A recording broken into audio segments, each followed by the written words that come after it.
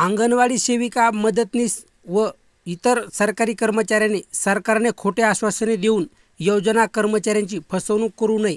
तर पाहूया बातमी खालीलप्रमाणे सविस्तर. तत्पूर्वी जर का तुम्ही चॅनलवर नवीन असाल, चॅनलला लाईक करा, सबस्क्राईब करा आणि समोर बेल लाईक क्लिक करा. नंतर तुम्हाला असेच नवनवीन व्हिडिओ पाहायला मिळतील. तर पाहूया बातमी सविस्तर. केंद्र आणि राज्य सरकारच्या वतीने देशातील विविध योजना राबविल्या जातात. या योजनेमध्ये अंगणवाडी कर्मचारी, आशा व गटप्रवर्तक आणि शालेय पोषण आहार कामगार हे अत्यंत अल्प मानधनावर असूनही या योजनेमध्ये महत्त्वाची भूमिका बजावतात. या कर्मचाऱ्यांच्या मानधनात सरकारने वाढ करून त्यांना सामाजिक सुरक्षा लागू करावी अशी मागणी शिटू संघटनेचे जिल्हाध्यक्ष पंजाबराव गायकवाड यांनी 10 जुलै रोजी जिल्हाधिकारी कार्यालयावर काढण्यात आलेल्या मोर्चाला संबोधताना करण्यात आली.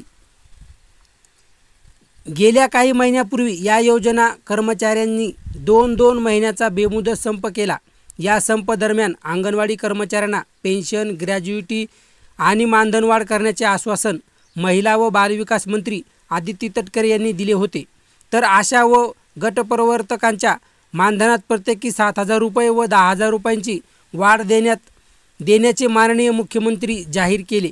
परंतु प्रत्यक्ष शासन निर्णय काढताना मात्र गटप्रवर्तकांच्या मानधनात फक्त 1,000 रुपयाची वाढ करण्यात आली. हा त्यांच्यावर फार मोठा अन्याय आहे.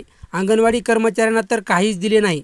शालेय पोषण आहार कर्मचाऱ्यांना सुद्धा सातत्याने आश्वासनाचे गांजर दाखवले जात आहे. सरकारने जाहीर केलेल्या घोषणेनुसार शासन निर्णय काढावा, अन्यथा येणाऱ्या निवडणुकात या महिला सरकारला त्याची जागा दाखवल्याशिवाय राहणार नाही असा इशाराही दिला. रेणुका मंगल कार्यालय ते कारंजा चौक मार्गे हा मोर्चा न्यायालय चौकातून जिल्हाधिकारी कार्यालयावर धडकला. जिल्हाधिकारी कार्यालयासमोर सरकारच्या धोरणाच्या विरोधात आंदोलकांनी प्रचंड घोषणाबाजी करून परिसर दणाणून सोडला. यावेळी मागण्याचे निवेदन माननीय जिल्हाधिकारी यांच्यामार्फत राज्याचे माननीय मुख्यमंत्री यांना पाठवण्यात आले.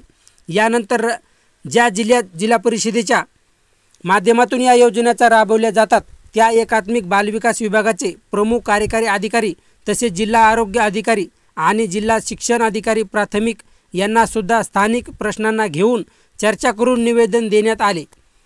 यावेळी शिष्टमंडळाचे संघटनेचे अध्यक्ष पंजाबराव गायकवाड, सचिव प्रतिभा पाटील, मंदा डोंगरदिवे, सरला मिश्रा, माया वाघ, रश्मी दुबे, जयश्री तायडे, सुरेखा पवार, ललिता बोदडे, विजय ठाकरे, संगीता मादनकर, ज्ञानेश्वर वाघमारे, सुनील थट्टे, राजू गिरी, शारदा लिंगायत, रुपाली गावडे, शोभा काळे, सविता चोपडे, बेबी दाते इत्यादी सह शेकडो महिला या मोर्चात सहभागी झाल्या होत्या.